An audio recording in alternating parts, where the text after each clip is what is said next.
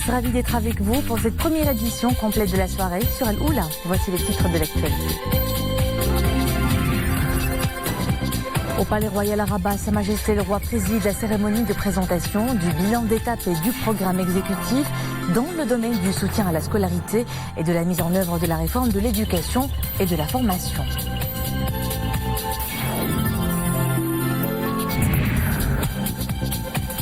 Cinq morts et des blessés. Triste bilan d'un accident survenu dans la nuit au niveau de la commune Sidi Bibi, province d'Agadir, sur la route nationale numéro 1. Le drame s'est produit lorsqu'un véhicule léger a percuté deux autres voitures venant en sens inverse. Page médicale dans ce journal avec un nouveau test de diagnostic rapide de la toxoplasmose, maladie parasitaire congénitale aux conséquences graves sur le fœtus. Une trouvaille scientifique, fruit d'un partenariat entre l'Institut national d'hygiène de Rabat et ses partenaires français et américains. Activité royale en début de cette édition. Sa Majesté le Roi Mohammed VI, accompagné de son Altesse royale le Prince héritier Moulay El-Hassan et de son Altesse royale la Princesse Lalla Khadija, a présidé au Palais Royal à Rabat la cérémonie de présentation du bilan d'étape et du programme exécutif dans le domaine du soutien à la scolarité et de la mise en œuvre de la réforme de l'éducation et de la formation. Mohamed El-Tejkal pour les développements.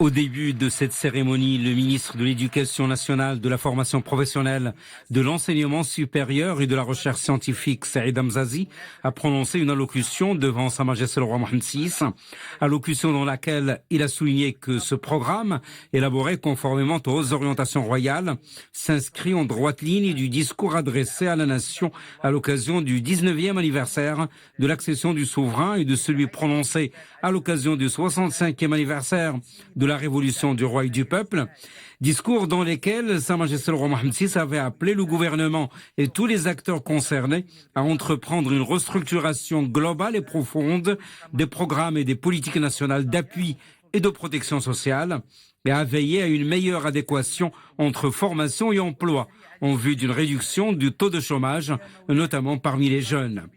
Ce nouveau programme qui prend en compte les recommandations de la vision stratégique de la réforme 2015-2030 traduit l'importance stratégique que revêt le secteur de l'éducation et de la formation en relation avec l'avenir des générations montantes, ainsi que l'intérêt particulier que porte Sa Majesté le Roi Mohammed VI à la réforme de ce secteur vital et son fort attachement à garantir les conditions adéquates à son succès. Il devra donner une forte impulsion aux programmes sociaux qui visent la lutte contre la déperdition scolaire et toutes les entraves socio-économiques à la scolarisation, ainsi que la réduction des charges financières qui pèsent sur la famille. Dans ce cadre, il sera procédé à la consolidation du programme Taysir d'appui financier conditionnel et à la pérennisation de ses acquis, à la mise en œuvre du programme de généralisation et de développement de l'enseignement préscolaire, au renforcement des prestations d'hébergement, de restauration et de transport scolaire et à l'amélioration des prestations sociales au profit des étudiants de l'enseignement supérieur. La mise en œuvre de ces programmes sociaux est de nature à contribuer à l'amélioration du niveau de scolarisation des élèves bénéficiaires et à la réduction du taux de déperdition scolaire pour passer de 5,7% actuellement au primaire, en milieu rural, à 1% au titre de l'année scolaire 2024-2025 et de 12% actuellement en collégial en milieu rural et urbain à 3% au titre de l'année scolaire 2024-2025. Quant à la problématique éducation, formation, emploi, le ministre a indiqué que le programme prévoit plusieurs mesures destinées à assurer une meilleure adéquation entre formation et emploi, notamment la diversification de l'offre pédagogique et son adaptation avec les besoins du marché du travail, ainsi que la mise en place d'une nouvelle conception pour les établissements universitaires à accès ouvert. Il s'agit également de l'institutionnalisation de la consolidation de la formation en alternance, la création d'une nouvelle génération de centres de formation professionnelle qui répondent aux besoins des acteurs économiques, tout en étant conforme au plan de développement régional, la mise en œuvre du cadre national des certifications, ainsi que la révision des mécanismes et des programmes d'appui à l'emploi des jeunes, en plus de la mise en place d'un système efficient et actif d'orientation scolaire, professionnelle et universitaire. Et dans une allocution similaire, le président de la Fondation Mohamed VI de promotion des œuvres sociales de l'éducation-formation, Youssef El-Baqali, a donné un aperçu des projets et programmes sociaux menés par la Fondation au profit de ses adhérents qui sont au nombre de 400 000 personnes et dont le coût global s'élève à plus de 7 milliards de dirhams. La Fondation a ainsi adopté un programme d'action décennal 2018-2028, un programme qui tente à répondre aux besoins et attentes des professionnels de l'enseignement, hommes et femmes. Un programme qui mobilise d'importants financements et qui prévoit notamment la réalisation de plusieurs projets destinés au renforcement de l'offre sanitaire au profit des membres de la famille de l'enseignement, au lancement de la deuxième phase du mécanisme d'aide au logement, la création d'un fonds d'appui à l'accès des enfants des adhérents à l'enseignement préscolaire, le parachèvement de la construction de 82 écoles pilotes d'enseignement préscolaire et l'augmentation du capital du fonds des bourses de mérite. À cette occasion, le président de la Fondation Mohamed VI de promotion des œuvres sociales de l'éducation-formation a remis à Sa Majesté le roi Mohamed VI une présentation détaillée du bilan 2002-2018 et du plan d'action décennal 2018-2028 de la Fondation. Par la suite, Sa Majesté le roi Mohamed VI a présidé la cérémonie de signature de 3 conventions de partenariat. La première est relative à l'extension et au développement du programme Taysir, des internats et des cantines scolaires. La deuxième convention a trait à la création de 2 centres de formation professionnelle dans les métiers de la santé, à Rabat et à Casablanca. Et la troisième convention est relative à la mise en place des filières scolaires intégrées sport-études et des filières de formation professionnelle et d'enseignement supérieur au profit des sportifs.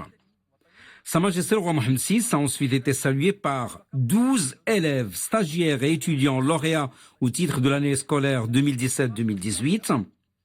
Le souverain qui a par la suite procédé à la décoration de Wissam Royaux de 18 professeurs et cadres du ministère de l'Éducation nationale, de la formation professionnelle, de l'enseignement supérieur et de la recherche scientifique, choisis parmi les meilleurs dans les différentes régions du royaume.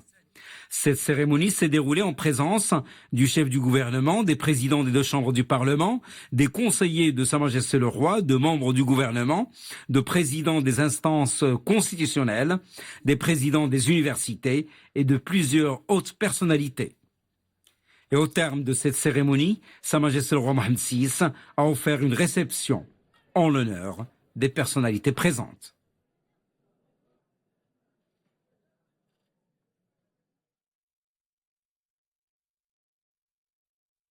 18 professeurs et cadres du ministère de l'Éducation nationale ont donc eu l'insigne honneur d'être décorés par le souverain de Wissam Royaux. Je vous propose d'écouter l'un d'eux. Une décoration de la part de Sa Majesté qui est pour nous une grande joie, un privilège. On est heureux d'être là et on a pu entendre donc les directives de Sa Majesté pour nous donner un nouveau souffle afin de continuer dans ce chemin d'améliorer nos méthodes d'enseignement, nos pratiques pour le bien-être de ce pays, Inch'Allah. Le Maroc et la Bosnie-Herzégovine œuvrent pour la mise en place d'un cadre de coopération dans plusieurs domaines. C'est justement l'objet de la visite officielle au Maroc du président du Conseil des ministres de la Bosnie-Herzégovine. Denis Visdic est à la tête d'une importante délégation d'officiels et d'opérateurs économiques. Au programme de son déplacement, des entretiens avec le chef du gouvernement, Sadil Atmani, mais aussi avec les présidents des 2 chambres du Parlement et des membres du gouvernement. Le responsable bosniaque a souligné que les 2 pays entretiennent des relations bilatérales marquées du sceau de la confiance et de l'ambition de développer davantage les relations économiques et commerciales. Lors d'entretiens avec la secrétaire d'État chargée du commerce, le président du Conseil des ministres de la Bosnie-Herzégovine a appelé les investisseurs marocains à tirer profit des opportunités d'investissement qu'offre son pays en quête de nouveaux partenaires. Les relations entre les 2 pays connaissent une dynamique prometteuse depuis la signature en juin 2007 d'un protocole sur les consultations politiques entre le ministère des Affaires étrangères des 2 pays. À la une également, ce nouveau drame de la circulation qui a coûté la vie à 5 personnes. On déplore aussi des blessés. L'accident s'est produit sur la route nationale numéro 1 au niveau de la commune Sidi Bibi, province d'Agadir. C'était hier soir. Le point de la situation dans ce reportage de Hejb Tamek avec un commentaire de Sohad Anachet. Ce grave accident s'est produit dans la nuit sur cette route nationale lorsqu'un véhicule quitte brutalement la voie et va heurter de plein fouet 2 autres véhicules roulant dans le sens inverse en provenance de Ait Mellou. La violence du choc n'a laissé aucune chance à leurs occupants. 5 morts et 4 blessés. L'excès de vitesse serait à l'origine de ce drame, faisant perdre au conducteur le contrôle de son véhicule. Les accidents sont fréquents sur cette route. Les usagers roulent à tambour ouvert. Ils ne respectent pas la vitesse autorisée. 2 blessés ont été admis au centre hospitalier régional Hassan II à Agadir. 3 autres à l'hôpital provincial Mokhtar Soussi.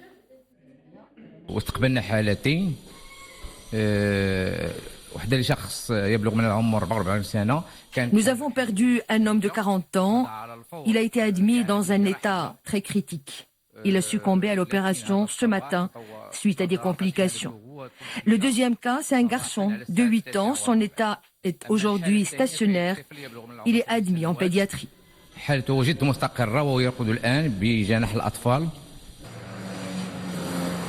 Une enquête est diligentée par les autorités compétentes afin de déterminer les circonstances et les causes de ce drame.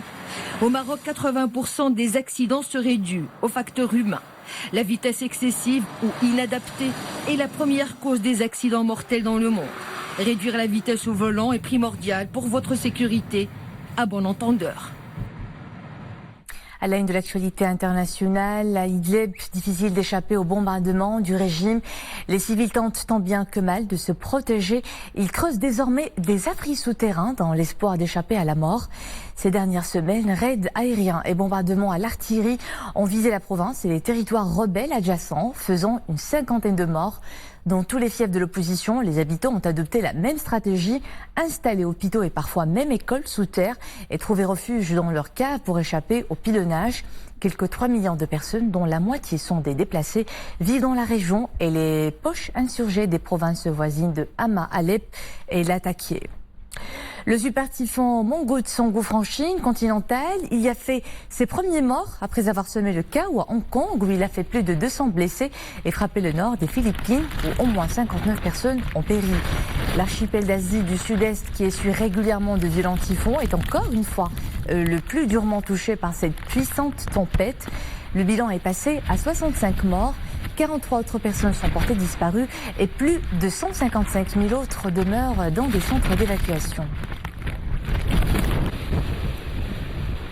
Outre-Atlantique, même scène de désolation. Malgré la perte en intensité de la tempête Florence, les pluies diluviennes entraînent la montée d'eau depuis vendredi. Reste un grand danger pour le sud-est des États-Unis. On déplore au moins 15 morts. Les appels à la vigilance se multiplient. Les autorités de Virginie et de Caroline du Nord s'apprêtent à poursuivre l'évacuation des habitants des zones à risque vers les centres d'accueil. 15 000 personnes s'y seraient déjà réfugiées et des zones entières du sud-est seraient sous les eaux. La question de la dénucléarisation est une priorité pour le président sud-coréen Moon Jae-in qui se rend cette semaine à Pyongyang pour son 3e sommet avec le dirigeant nord-coréen Kim Jong-un. Nouveau signe de rapprochement sur la péninsule, même si les négociations sur cette question épineuse entre le Nord et Washington patinent encore. Les deux parties s'écharpent sur la signification exacte de cet engagement.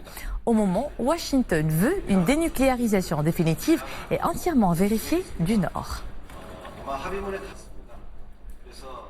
Il compte 136 filiales dans 27 pays à travers le monde. L'équipementier japonais J-Tech s'implante au Maroc et c'est à Tanger que le géant s'apprête à lancer son premier site au niveau du Royaume. Le groupe est fournisseur de direction automobile et devra approvisionner les constructeurs déjà installés dans la zone franche de la ville du T3. Anissa Boumandi Saïd Najih, Monia Marouche. Les travaux de construction ont déjà démarré pour l'implantation de la première unité de production industrielle. Le leader mondial automobile japonais J-Tech lance un site de production de systèmes de direction automobile dans la zone franche de Tanger Med. Le Maroc dispose d'une main-d'œuvre jeune et qualifiée.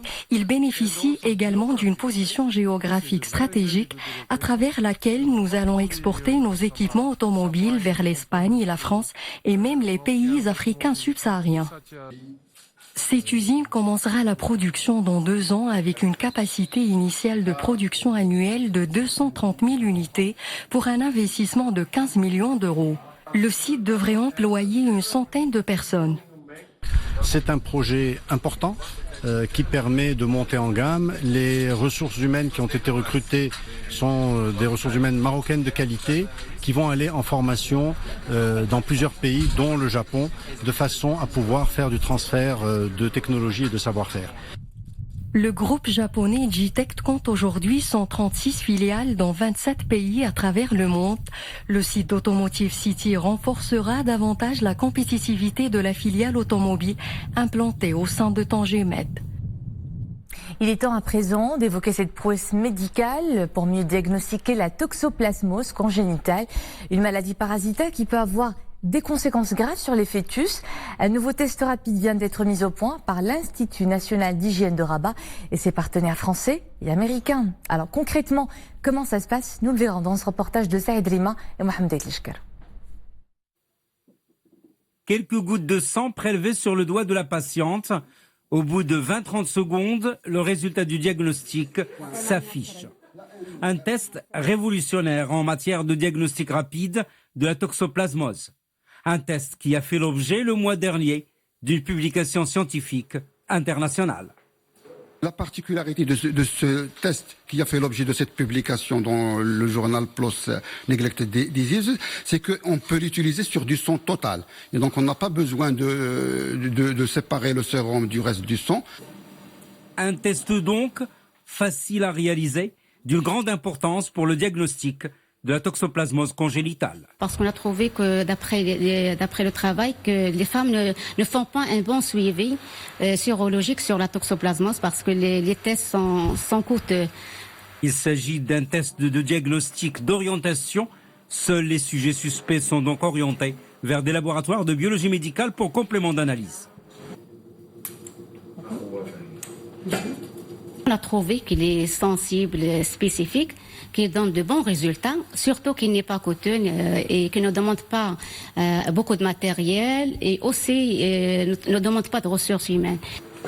La toxoplasmose, c'est une maladie parasitaire souvent bénigne, mais en cas d'infection congénitale, elle peut provoquer l'avortement ou des malformations du fœtus. Le nouveau test a été développé par l'Institut national d'hygiène de Rabat et ses partenaires universitaires marocains, américains et français. Une 23e édition métissée, tournée vers la mobilité. Le festival Jazz Ouchal a clos 5 jours de fête. Cette année, il a élargi son territoire en accueillant pour la première fois un groupe d'Afrique subsaharienne. L'artiste malien Cheikh Amadou Tidiane Seck s'est ainsi produit hier soir pour clôturer l'événement. Il fait partie d'une belle brochette de stars jazzman qui ont répondu à l'appel. Zakaria Moukhenviller.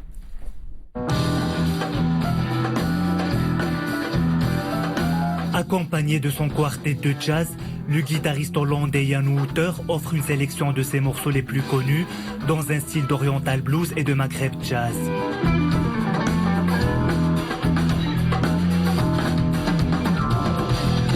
De formation classique, Jan Wouter se distingue par une parfaite maîtrise technique. Dans ses œuvres, il tente de mélanger les styles et de rapprocher les cultures.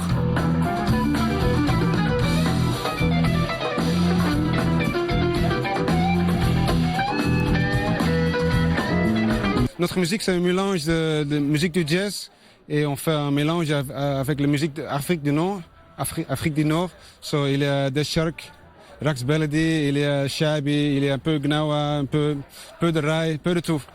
Oui, j'ai préparé l'union sacrée de toutes les communautés qui constituent l'Afrique, du nord au sud, de l'est à l'ouest.